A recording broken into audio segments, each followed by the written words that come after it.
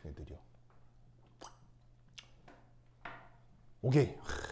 오늘 어차피 다른 것도 없는데 어반브릭스로 오라고 그럴 건데 그랬나? 내 사무실이요. 내 사무실은 훨씬 쾌적하거든요. 쾌적하고 와이파이 빵빵 되고요. 빵빵 되고 이게 막 칠판은 훨씬 커요. 커서 거기로 어제 보면 다른 거 없었죠. 어제요. 오늘 지금 네. 이거 말고 다른 거 없죠. 어반브릭스로 오라고 그랬나? 네, 거기 가면은 뭐 이렇게 편안해요. 애들이 너무 편안해서 막 들어놓고 자요. 나 없을 때 애들이 막 들어와서 막 자고 막 그래요. 그래, 하여튼 그래. 거기로 올라갈 걸 그랬나? 준이야, 궁금하죠? 어서 하려고? 아, 그래. 그래. 자, 보자. 내가 너무 준이만 놀리나? 준이 화난 거 아니죠? 아니죠? 그래. 자, 가봅시다. 아이고.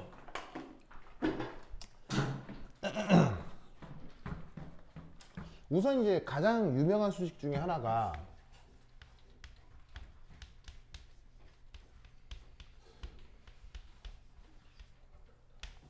자, 요 수식이죠.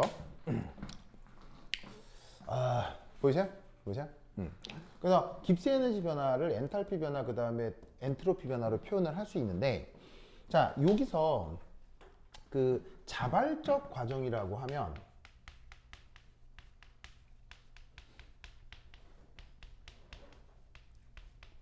항상 어떻게 표현을 할 수가 있냐면, 저 깁스 에너지 변화가 음수인 것으로 표현을 하잖아요. 그렇죠? 얘를 다르게 어떻게 쓸 수 있냐면, 이게 음수가 되니까 T 델타 S가 델타 H보다 큰 이런 상황을 우리가 자발적 변화라고 얘기를 하는 거예요. 알겠죠? 그래서 깁스 에너지가 작다 이렇게 생각해도 되지만, 아니, 음수다라고 해도 되지만, 엔탈피 변화에 비해서 엔트로피 변화의 온도 곱하기 조금 더 클 때 주어진 변화가 더 잘 일어나는구나 라고 판단할 수 있는 거죠. 알겠죠? 자, 그러면 이때 여기서 이제 두 번째 각 경우별 그 조사를 한번 해보도록 하겠어요. 첫 번째 1. 델타 H가 양수, 델타 S가 양수인 경우를 한번 생각해 보죠. 자, 그러면 엔탈피 변화가 양수다. 그럼 이걸 우리가 평소에 발열, 흡열 뭐라고 얘기를 해요? 흡열 이렇게 얘기를 하죠. 그리고 얘는 엔트로피 변화가 0보다 큰 거니까 얘는 무질소도 증가, 감소 뭘까요? 무질소도 증가인 경우를 생각해 보자 이런 말이죠.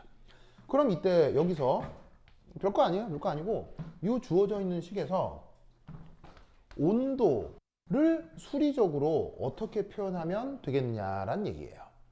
바로 짜자자잔 이렇게 쓸 수 있겠죠. 맞나요? 부등식이 있으니까 엔트로피를 엔탈피 쪽으로 이렇게 나누면 이렇게 표현이 된다는 얘기지. 이때 어쨌거나 엔탈피 부호도 플러스고 엔트로피 부호도 플러스면 엔탈피를 엔트로피로 나눈 값은 이건 어떤 양수 값이 나올 거란 얘기예요. 무슨 말이겠죠? 그러면 어떤 정해진 양수 값보다 온도가 더 크다. 이걸 뭐라고 표현하느냐? 이때 고온 조건일수록 제시된 변화가 더 자발적이다 라고 말을 해주는 거예요. 무슨 말씀인지 아시겠죠? 그래서 어떤 숫자가 있을 거고 그 숫자보다 큰 온도에서 그 반응이 잘 되는 걸 그냥 거두절미하고 다 너무 자세히 얘기하면 말이 너무 기니까 그걸 고온 조건이라고 얘기를 하는 거예요. 이런 상황을. 알겠어요? 제시된 어떤 숫자보다 온도가 더 클 때 반응이 될 때를 그냥 고온 조건 이렇게 그냥 단순하게 표현하는 거예요. 뭔 말인지 아시겠죠? 자, 그래서 뭐 별것도 아닌 그냥 부등식 풀이었고요. 두 번째.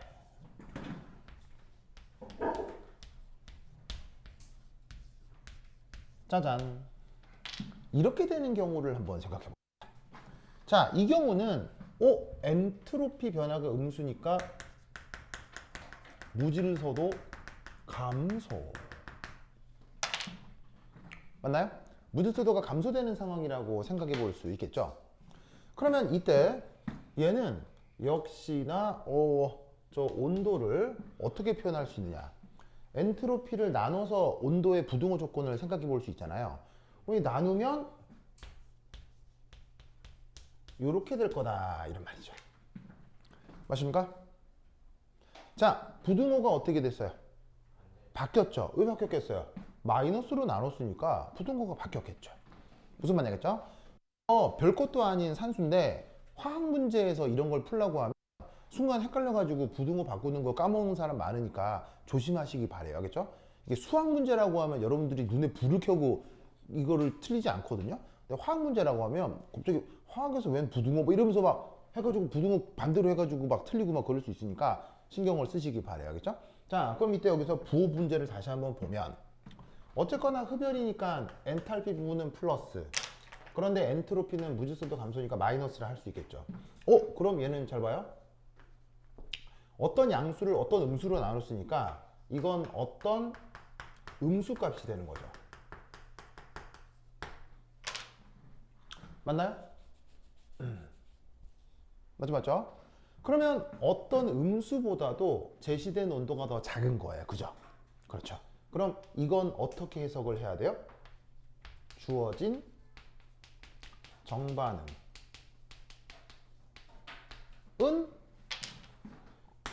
impossible이에요. 주어진 정반응이 절대 안 되는 걸 얘기하는 거예요. 자, 무슨 말이냐면 연력학에서 T는 온도 그 단위 체계가 뭐예요? 단위가 뭐예요? 켈빈 온도죠. 켈빈 온도는 몇 도부터 시작이에요? 0도부터 시작이잖아. 음수 켈빈 온도 있어 없어? 없지. 그게 뭐냐면 온도가 음수 켈빈 온도가 된다? 가능한 얘기예요? 불가능한 얘기야? 불가능한 얘기란 얘기예요. 무슨 말인지 알겠어요? 그러니까 어떻게 되냐면 어떤 반응이 흡열의 무질서도가 감소하는 것은 정반응이 일어날 수 있다, 일어날 수 없다, 불가능하다. 비자발적이다라는 말을 쓰는데 비자발적이라는 말의 뜻이 임파서블이에요. 아시겠죠? 불가능해요. 절대 안 되는 거 알겠죠? 우주가 다시 태어나도 저건 불가능한 거야. 알겠지? 그러면 이걸 또 다르게 어떻게 쓸 수도 있냐면 이렇게 쓸 수도 있죠. 역반응이 자발적이다 라고 쓸 수도 있어. 정반응이 안 되니까 이럴 경우는 역반응이 된다라고 말을 할 수도 있어. 알겠죠? 그래서 아주 기본적인 내용이니까 기억하시고, 그 다음 3. 이제 엔탈피도 음수인 경우를 생각해 볼게요. 그리고 엔트로피 변화는 양수. 그러면 여러분 이거 전형적인 깜짝이야. 왔어요? 반가워요. 왔어요? 자, 전형적인 발열 흡열 모임. 전형적인 발열 흡열 모임. 발열. 그래서 발열의 무질서도 증가해요. 그럼 이때도 자발적인 경우를 생각을 해보면, 자, 온도 영역을 어떻게 생각해 주면 되겠어요? 바로 이 상태에서 엔트로피를 나누면 되는데, 엔트로피가 이젠 양수라고 했으니까 그대로 써주시면 되겠죠. 맞나요? 맞죠? 그래서 이 경우는 부등호가 안 바뀌었을 거예요. 자, 그리고 이제 이 녀석의 숫자를, 그러니까 부호 표현을 다시 한번 생각을 해볼게요. 자, 엔탈피, 마이너스라고 했죠? 엔트로피, 무질서도 증가니까 플러스네요. 그러면 이 말은 무슨 말이냐면, 마이너스를 플러스로 나눈 거니까 얘는 어떤 음수 값이죠. 그래서 제시된 반응이 자발적으로 진행되는 조건이 어떤 음수 값으로 표현된 수치보다 온도가 더 높으면 돼요. 그러면 이건 무엇을 얘기하는 거냐? 바로 언제나 자발적이라는 뜻이에요.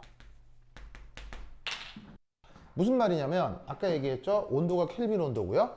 켈빈 온도는 몇 도부터 시작이에요? 0부터 시작이죠. 근데 여기 제시된 값이 음수야. 그러면 음수보다 더 큰 건 말도 안 되는 얘기야? 완전 당연한 얘기야? 완전 당연한 얘기지. 즉 온도가 무슨 온도가 돼도 제시된 반응은 언제나 정반응으로 진행된다는 뜻이야. 어떤 반응에서 발열 반응이면서 무질소도 증가할 때. 알겠죠? 아시겠습니까? 알겠죠?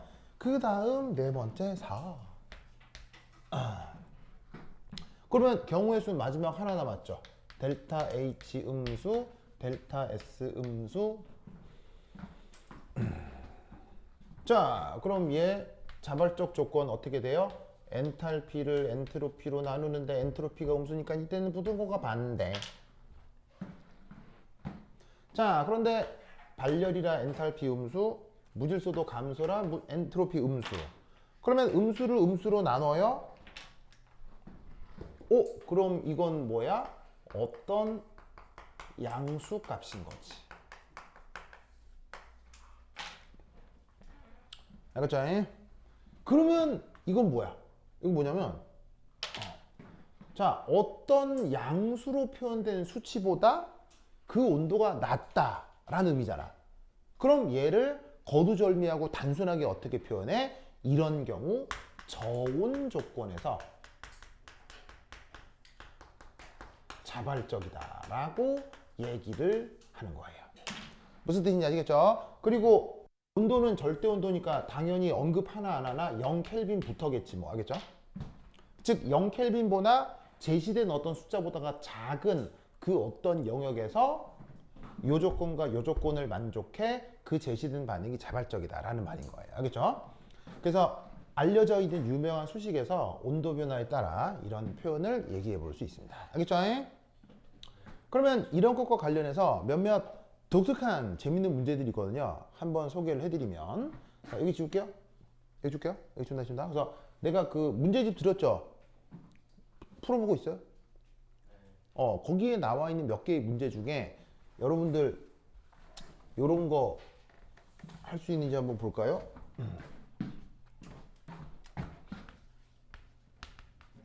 퀴즈. 다음 변화의 자발성을 판단하시오. 1.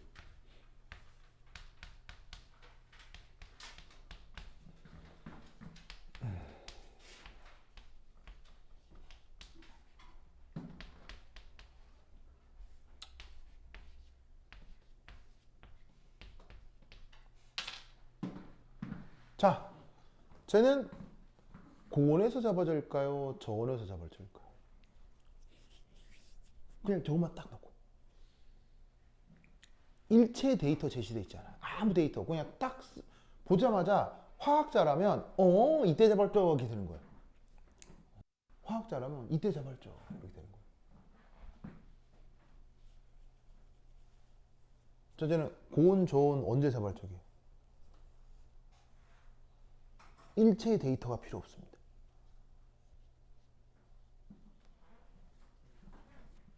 준이 언제 자발적? 응? 언제 자발적? 크게. 버르버르 이 반응은 저온에서 자발적이죠. 저온에서 자발적. 이게 뭔 저온이죠? 그럼 잘 생각해보자. 만약에 이게 우리가 배웠던 연력학적인 분석으로 판단이 지금 당장 안 선다면 뭐를 끌어와도 상관없겠어요? 그냥 우리 일상에서 일어나는 상식을 끌어와서 해석을 해도 돼요, 안 돼요? 우리 일상에서 그 뭐냐면 경험할 수 있는 상식적인 상황을 끌어와서 그렇지 않을까? 이렇게 판단해도 돼요, 안 돼요? 당연히 되죠. 무슨 말인지 알겠어요? 여기서 일어나는 일의 원리나 상식적인 변화의 일의 원리나 그 원리는 자연적으로 동일하니까요. 무슨 말인지 알겠죠? 그러면 이 상황과 이 앞으로의 상황과 뒤의 상황을 한번 생각을 하면 조금 더 화살표를 좀 크게 그려볼게요.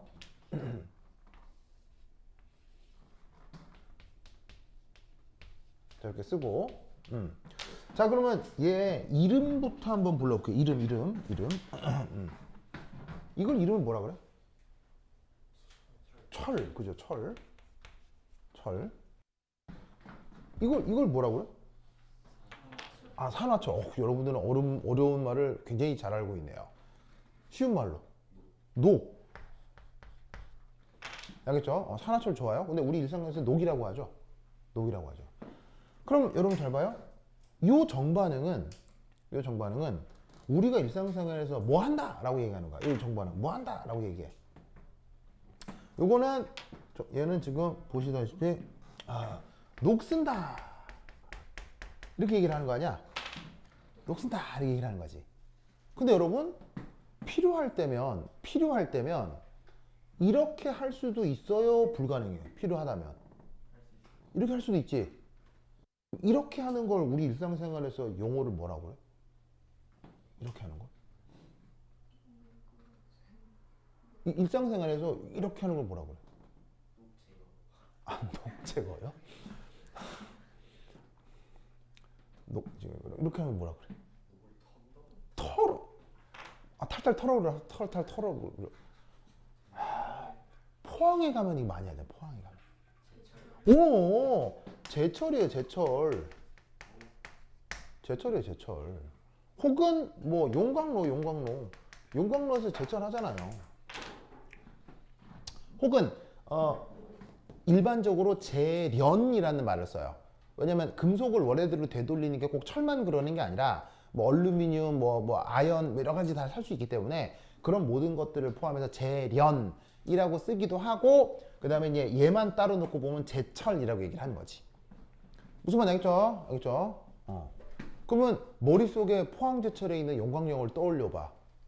느낌이 오지? 뜨거워, 차가워? very hot. 뜨거워야 이렇게 되잖아.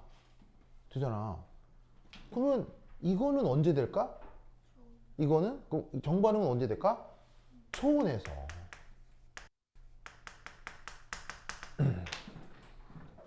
그래서 만약에 지금 뭘 하라고 했을 때 바로 뭐가 안 떠오른다 라고 하면 우리 주변에서 상식적으로 벌어지는 일들을 끌어와서 우선 대강 판단해 봐도 좋다 이런 얘기야. 알겠어요? 이런 것도 안 하고 모르겠는데요 보고 가만히 있으면 되겠어요? 저런 것도 안 하면 희망이 없는 거예요. 무슨 말이에요? 그럼 물었는데 있으면 이게 아웃이야. 알겠어요? 근데 뭐라도 얘기를 해야 너 좀 가능성이 있구나 해서 점수를 좀 받지. 뭐라고 가만히 있으면 안 됩니다. 알겠죠? 그래서 이렇게라도 판단을 하는 건데 이걸 지금 언급하고 있는 요걸로 설명을 하면 이렇게 됩니다. 여기 지울게요. 주다잉.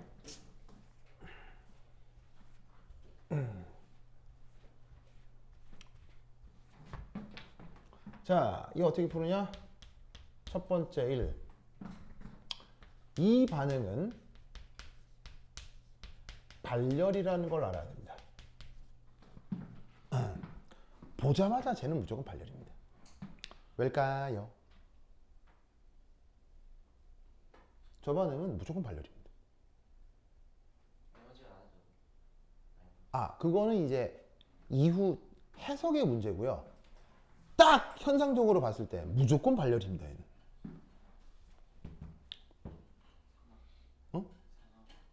정답! 왜냐하면 이 반응은 연소 반응이기 때문이에요. 방금 준이가 산화 반응이라고 했거든요. 뭐 이것도 나쁜 표현은 아닌데, 여러분 연소의 뜻이 뭐예요? 연소의 뜻이 뭐예요? 누구랑 반응하는 걸 연소라고 해? 산소랑 반응하는 걸 연소라고 하지.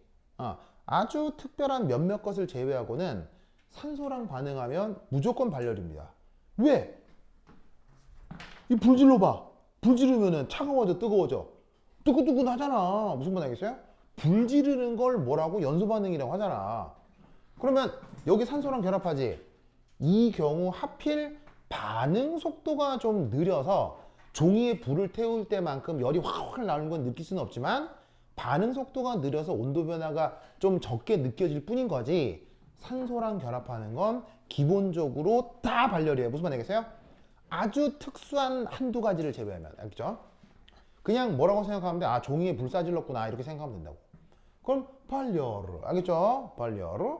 그럼 발열이니까 얘는 델타 H가 음수. 됐죠? 두 번째, 이 반응은 무질서도 증가 감소 뭐예요? 이 반응은 무질서도 감소죠. 왜? 이 반응은 왜 무질서도 감소해? 기체가 없어지죠? 물질을 막론하고 가장 엔트로피가 큰 상태는 뭐예요? 물질을 막론하고 가장 엔트로피가 큰 상태는 기체죠. 반응이 진행될수록 기체가 맹그러져요, 기체가 없어요? 기체가 없어지죠. 그럼 무질서도 감소겠지. 그러면 어떻게 된다? 얘는 엔트로피 변화가 음수가 되겠지. 무슨 말 알겠어요? 그럼 제시된 반응은 발열의 무질서도 감소야. 그러면 그 경우 언제 자발적이야? 좋은 조건에서 자발적. 알겠죠? 그죠? 여기죠. 그래서 이렇게 판단하는 거야. 알겠죠? 그죠?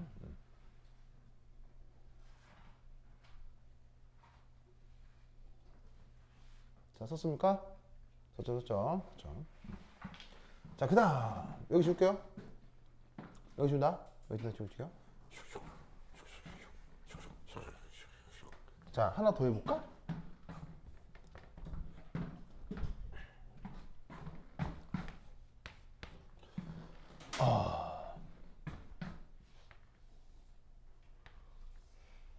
고무줄이에요.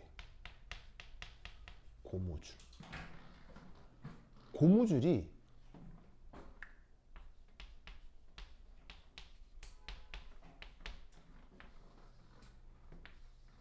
늘어날 수도 있고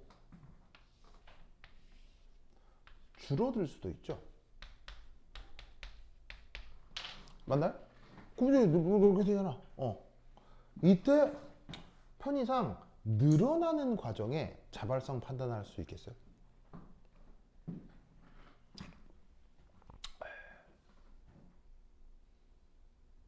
이게 거짓말 같겠지만 거짓말 같겠지만 이게 뭐가 있냐면 이 고무줄을 내가 그냥 손으로 잡고 당기니까 늘어나고 놓으니까 줄어들고 이거 당연한 얘기잖아요.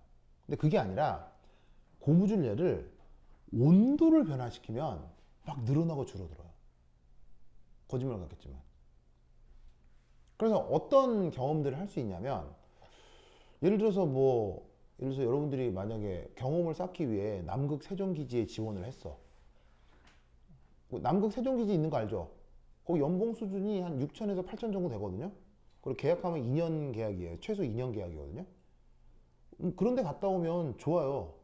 왜냐면 거기는 돈 쓸 데가 없기 때문에 연봉이 그대로 남아요. 무슨 말이야? 거기서는 밥 다 줘요. 옷 다 줘요. 다 줘. 다 주기 때문에 거기 2년 동안 거기 펭귄이랑 살아야 돼요. 펭귄이랑 살아야 돼서 거기 가면 연봉 그 2년치 3년치 그대로 남아. 근데 이제 당연히 혹독하겠지. 무슨 만약에 예를 들면 길 잊어버리면은 여기선 택시 타면 되지만 그건 길 잊어버리면 죽는다고. 그래서 이제 그런 문제가 있지만 거기서 젊은 날에 한 2, 3년 거기서 모아가지고 한 1, 2억 모아오면 좋지. 경험도 되고. 그리고 남들은 잘 못 보는 펭귄도 보고 막 무슨 말인지 알겠어요? 그래서 이제 그런데 가면 좋은데 거기 이제 만약에 내가 남극 세종기지에 이제 지원을 했는데 뽑혔어. 그 남극 세종기지 주로 어떤 전공자들 뽑아요? 생물하고 지구과학. 그래서 하고 물리. 요 세 개 뽑아요. 물리, 생물, 지구과학. 화학은 안 뽑고 물리, 생물, 지구과학 뽑아요. 왜냐면 거기 가면은 물리 실험하고 지구과학 실험 많이 해요. 왜냐면 거기서 기후 변화 때문에. 그다음에 이제 펭귄 플랑크톤이 봐야 될 거 아니에요. 생물 연구도 되게 많이 해요. 그리고 또 누구도 뽑냐면 공대생들. 공대생들은 왜 뽑겠어요? 그 집고치라고. 집고치라고. 그거 가면은 왜 거기 만약에 했는데 수도가 잘 안 돼요. 그러면 저기 수도가 안 되면 거기서 이렇게 수자원 공사에 전할 수는 없잖아요. 그러니까 수도가 안 되고 알아서 고쳐야 돼. 알겠어요? 전기가 안 되고 알아서 고쳐야 돼요. 그래서 그때 이제 공돌이들 몇 명 뽑아요. 알겠죠?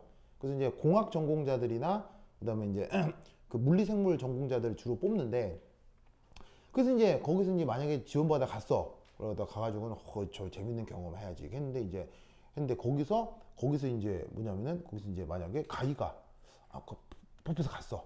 근데 갔는데 이게 머리끈을 가져가야 되겠어. 왜냐면 보통 머리 길면 이제 묶기도 하잖아. 그래서 머리끈을 가져가려고 고무줄을 한 통 가져갔다는 얘기지. 그럼 뭐 다 가가지고 이제 딱 놓고 이제 짐 풀고 우리 다 그냥 며칠 지냈어.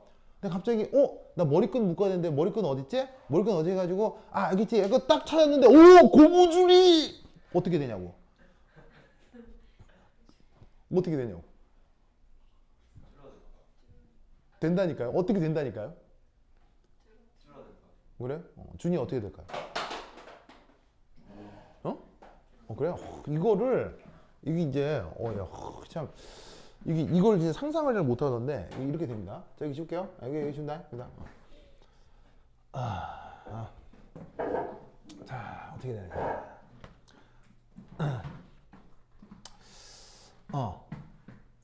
자, 늘어나는 과정에 대해서 우선 분석을 해보도록 하겠습니다. 늘어나는 것에 대해서. 그러면 줄어드는 건 반대로 그냥 생각하면 되겠죠. 무슨 말이겠죠? 자, 늘어나는 것에 대해 생각을 하면 이 늘어나는 과정은 반응은 아니고 과정은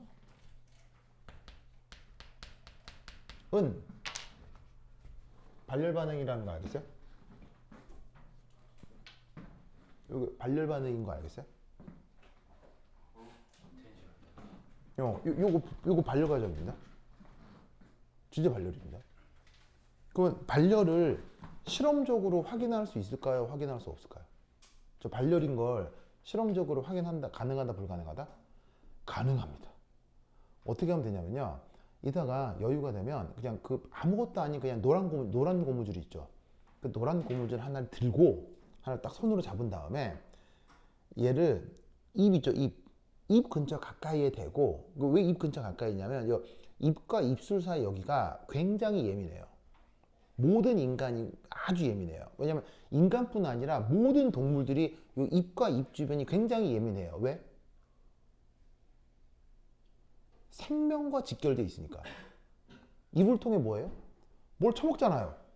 뭘 처먹는데 이상한 거 처먹으면 어떻게 돼? 죽어!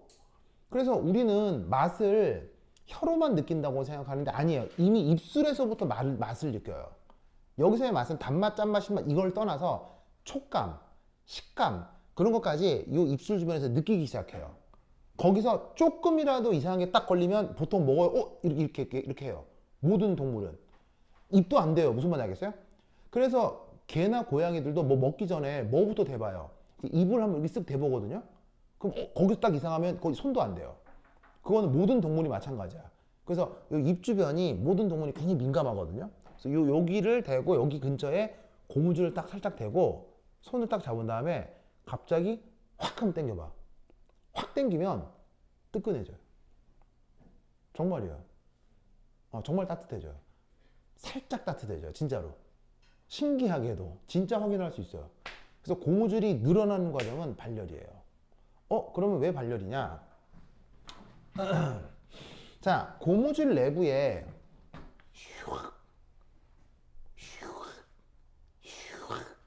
자, 요런 식으로 미세 유기 사슬이 고무줄 안에 있겠죠?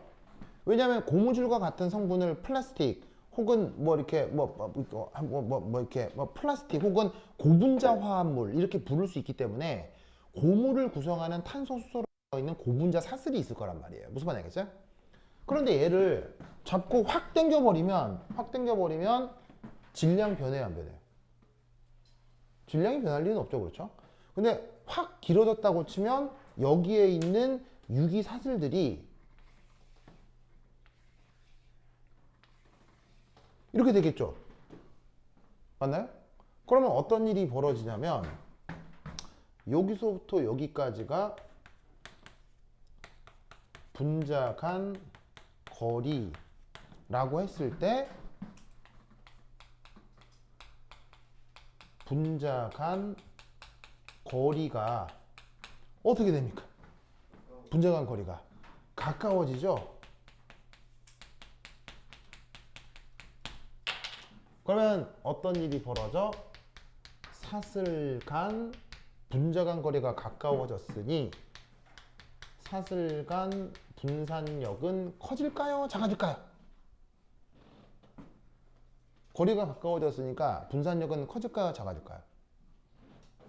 준이야, 커져요? 작아져요? 커지죠. 예, 가까이 붙으면 커지죠.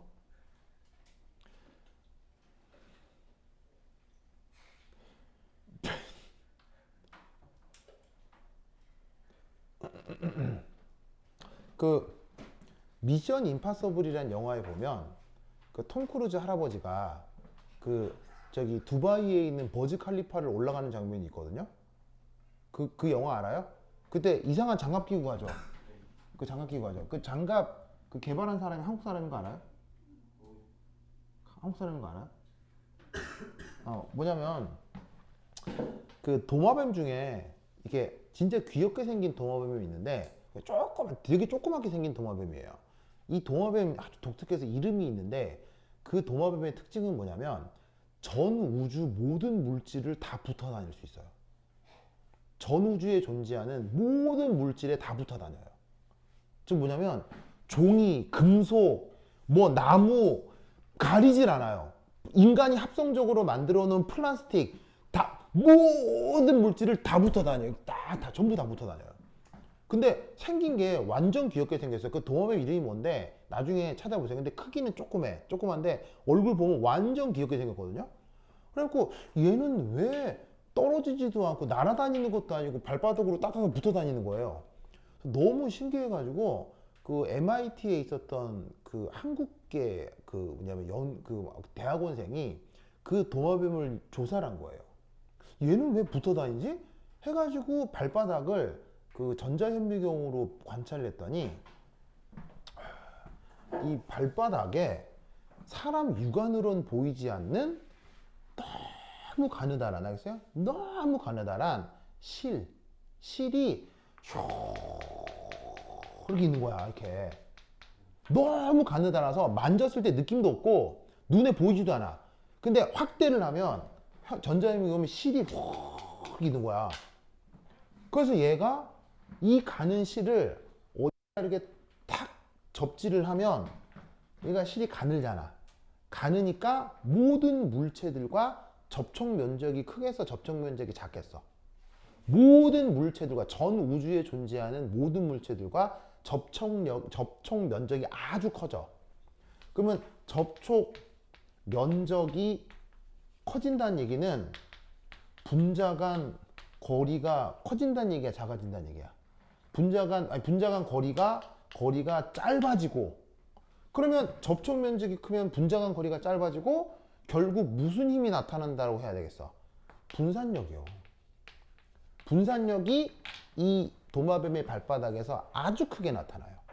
그래서 전 우주에 존재하는 모든 물질에 대해서 이 도마뱀은 막 돌아다닐 수가 있어요.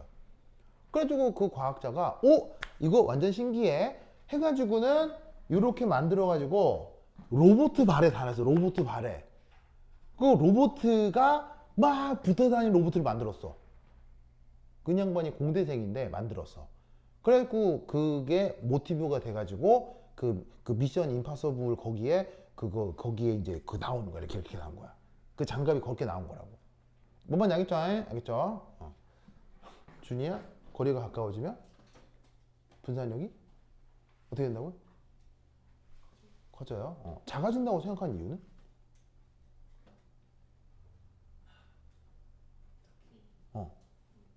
딱히 없는데 그냥 얘기한 거. 그래. 준이야?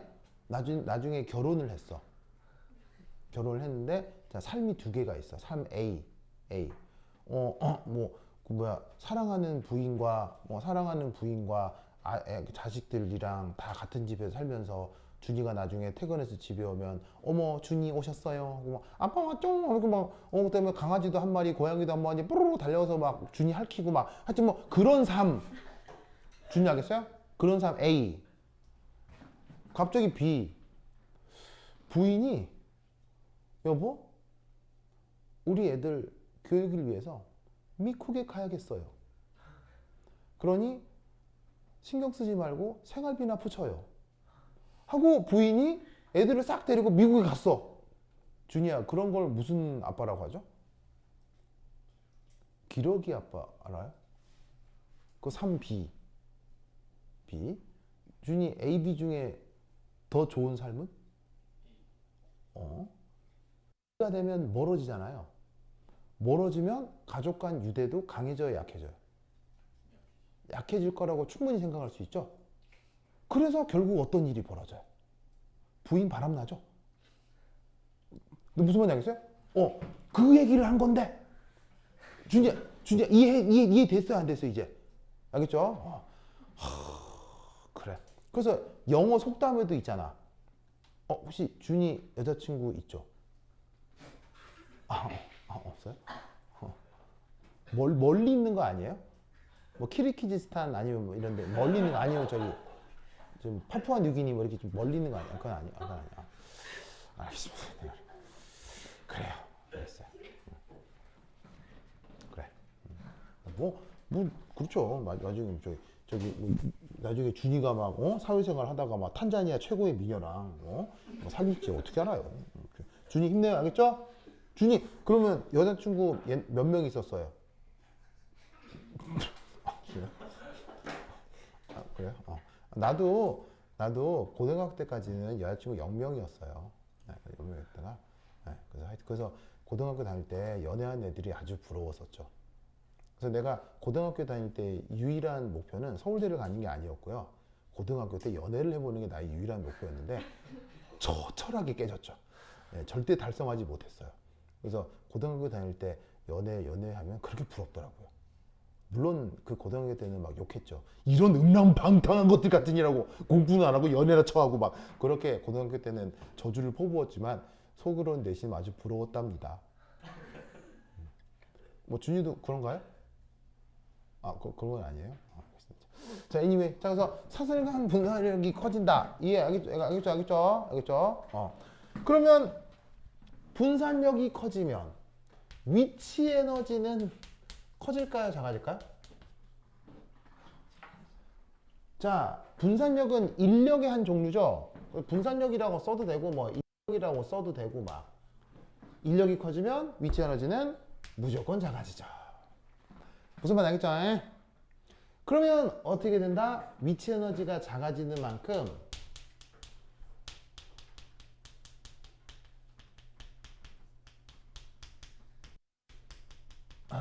에너지가 방출이 될 겁니다. 왜? 역학적 에너지가 보존돼야 되니까요. 무슨 말 알겠죠? 알겠죠? 그래서 발열. 준이 알겠죠? 그죠? 좋아. 두 번째, 그렇다면 이 과정은 무질서도 증가 감소 뭐예요? 무질서도 증가 감소 뭐예요? 무질서도 감소가 되겠죠? 바로 엔트로피 변화 음수입니다. 무슨 말인지 알겠죠? 자, 왜 무질서도가 감소하냐? 우선 1번에서 보면 발열이라고 했죠? 자, 열은 케이오틱 모션을 강화하는데 그것이 외부로 방출된 상황이에요.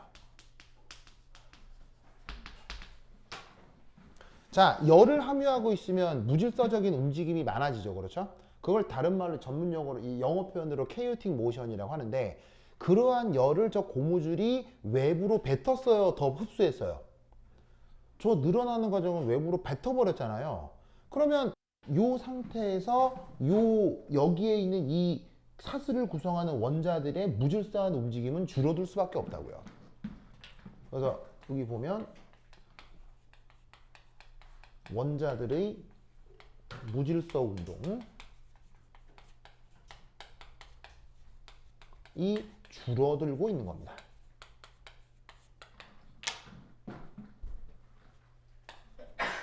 그러니까 이 늘어나는 과정은 바로 뭐다? 엔트로피 감소가 되는 거죠. 뭐만 아시겠죠? 알겠죠? 자, 그러면 3. 그러면 이 늘어나는 과정이 자발적이려면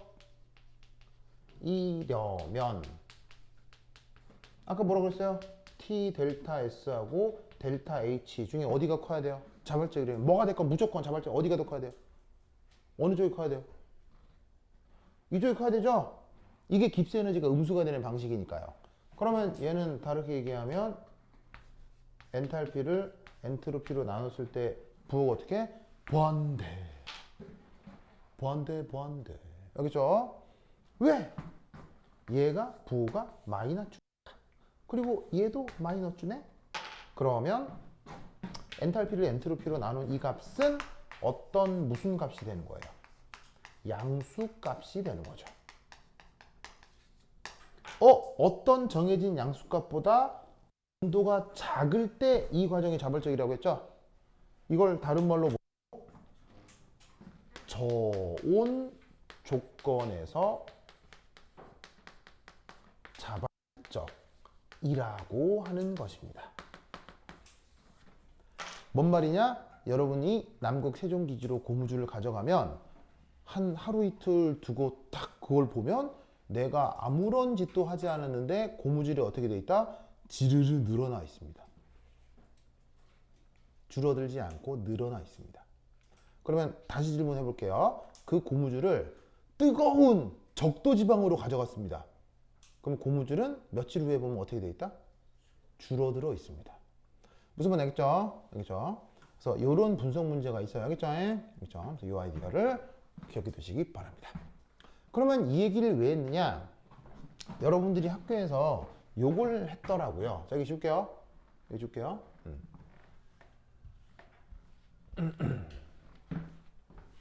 아, 예? 네. 아, 강화.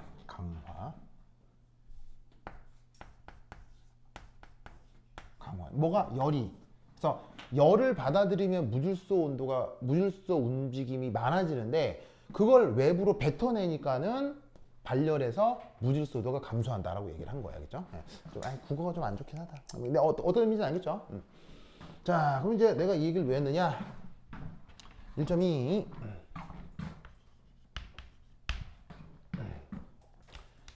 이온 결합 염의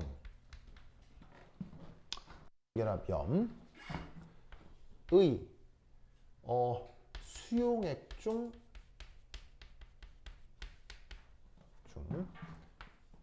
용해 과정. 이 얘기를 한번 해보도록 하겠습니다. 우선 첫 번째 에너지적 분석.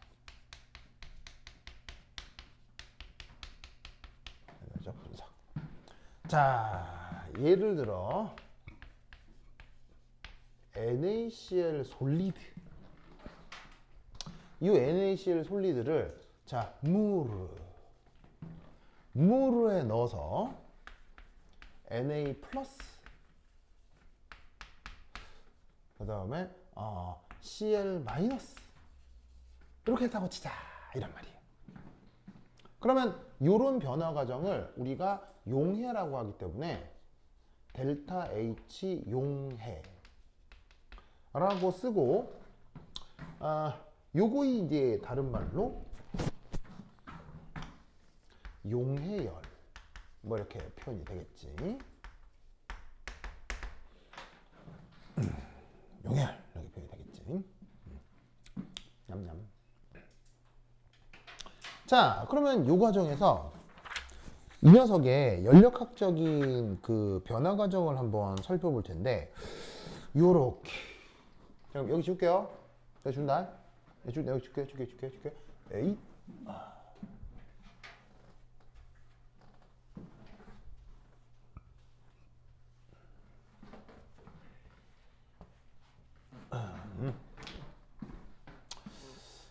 에너지 분석을 좀 하면 그러면 이제 첫 번째 헤스의 법칙. 자, 헬스의 법칙을 적용해서 요걸 이제 에너지적으로 발열일까 흡열일까 그걸 한번 생각을 해볼 텐데, 자, 요 위쪽으로 갈수록 여기 이제 고에너지 상태고요. 자, 처음 시작하기를 NaCl 솔리드, 여기서부터 한번 생각을 해보도록 하겠습니다. NaCl 솔리드 조금 더 밑에서 볼까?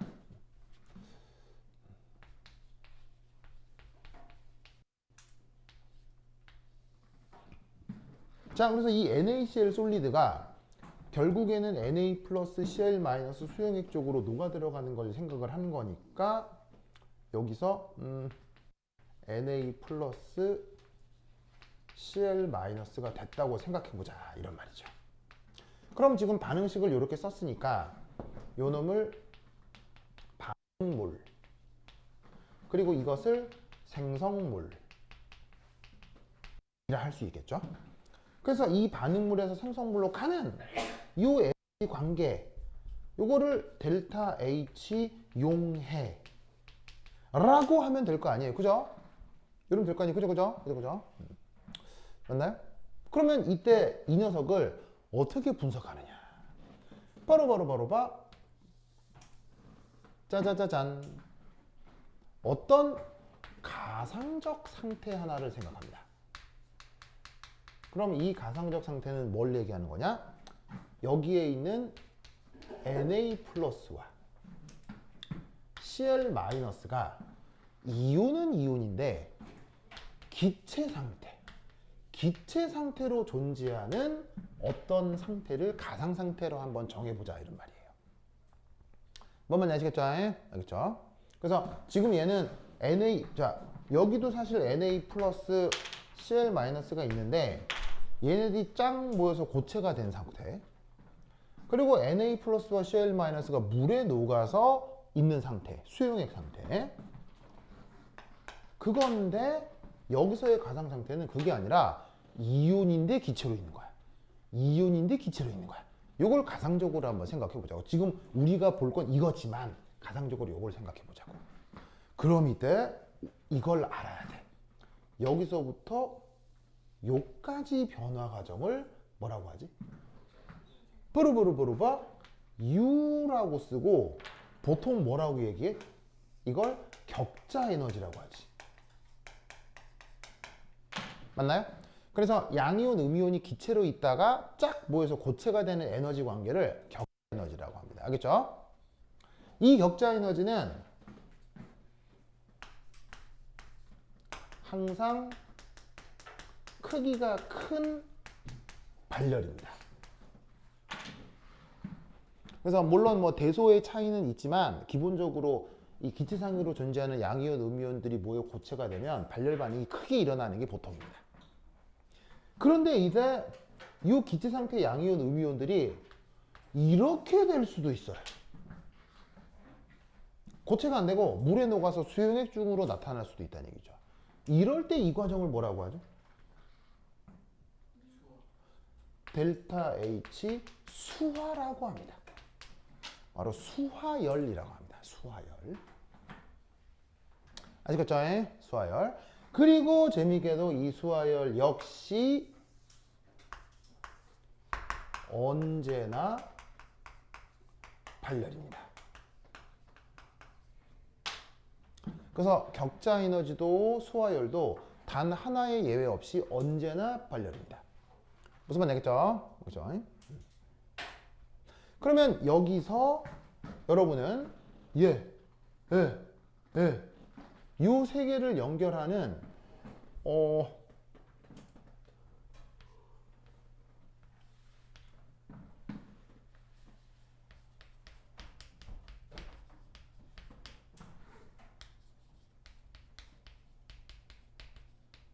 수리적 관계를 찾아낼 수 있을까요? 를 연결하는 수학적 관계를 찾을 수 있을까요? 이 세 개의 항은 어떤 관계가 있을까요? 어떤 관계가 있을까요? 가이야? 입속 미인 가이? 자, 어떻게 이 세 사이 어떤 관계가 있을까?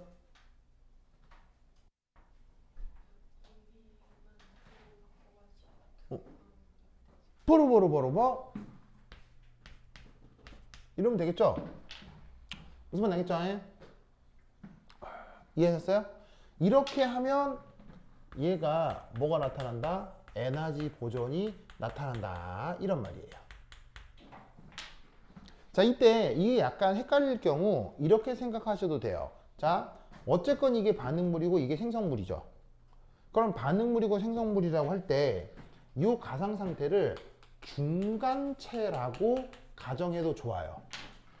그러면 이 반응을 어떻게 분석할 수 있냐면 반응물에서 중간체로 가는 게 스텝 1. 중간체에서 요게 만들어 생성물이 되는 과정을 스텝 2라고 생각하는 거예요. 그럼 잘 봐요. 얘가 이리 가는 건 여기서 이리 갔다가 여기서 요리 갔다라고 생각해도 되는 거겠죠? 기억나요? 기억나죠?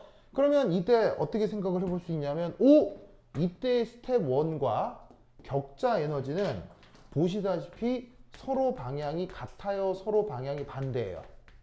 방향이 서로 반대죠? 격자 에너지를 정의하는 방향과 스텝 1은 방향이 반대죠? 그럴 경우 앞에 마이너스를 써주면 돼요. 알겠죠? 그런데 얘는 수와 에너지를 결정하는 방향과 스텝 2의 방향이 어때요? 방향이 같죠? 그럴 경우 어떻게? 앞에 플러스를 넣어주시면 돼요. 그러면 항상 실수 없이 에너지 관계를 찾을 수 있어요. 이게 뭐 그냥 쓱 보면 할 수는 있거든요. 쓱 보면 할 수는 있는데 이게 하다 보면은 좀 약간 아리까리하게 늘 수가 있어요. 그럴 경우 이렇게 찾으면 절대 안 틀려요. 알겠죠? 네, 무조건 이렇게 찾으면 돼. 됐죠? 이해하십니까? 이때 이거를 또 다르게 어떻게 표현하느냐? 이렇게 표현합니다. 그럼 잘 봐. 마이너스 격자 에너지에 플러스 수화 에너지지. 그지? 자, 그런데 격자 에너지도 수화 에너지도 언제나 발열이지. 언제나 발열이니까 이게 희한한 게 요거 부호가 마이너스라는 거 알겠어요? 그리고 얘 부호도 뭐야? 마이너스죠. 그러면 수리적으로는 이게 맞는데 약간 어떻게 헷갈리냐면 마이너스엔 마이너스를 붙이고 마이너스는 더해줘라 이렇게 되는 거야. 그럼 이게 아니 뭐 더하기 빼기 하면 되지 뭐 마이너스는 빼주고 마이너스는 더해 헷갈리지. 그래서 얘를 편의상 어떻게 표현하냐면 이렇게 표현해. 혹은 이렇게 표현합니다. 격자 에너지 크기의 수와 에너지 크기의 차이가 용해 엔탈피다. 이렇게 표현하면 오히려 조금 더 덜 헷갈려요. 무슨 말인지 알겠죠? 자, 보세요. 마이너스니까 전체적으로 플러스 되는 거 아니야. 그럼 전체적으로 플러스니까 격자 에너지의 크기라고 하자. 그리고 플러스인데 마이너스니까 전체적으로 마이너스인 거 아니야. 그러면 수화 에너지의 크기라고 하고 앞에 마이너스를 붙이자 라고 하면 크기만 생각하면 오히려 더 편하게 생각할 수가 있어요. 뭔 말인지 알겠죠? 그래서 수화 과정에 대해서는 여기 용해 과정에 대해서는 용해 엔탈피를 이런 꼴로 표기를 한다 이런 말이죠. 뭔 말인지 아시겠죠? 알겠죠? 오케이, 됐다. 그러면 한 10분 쉬었도록 하겠습니다. 파이셜 갔다 오세요.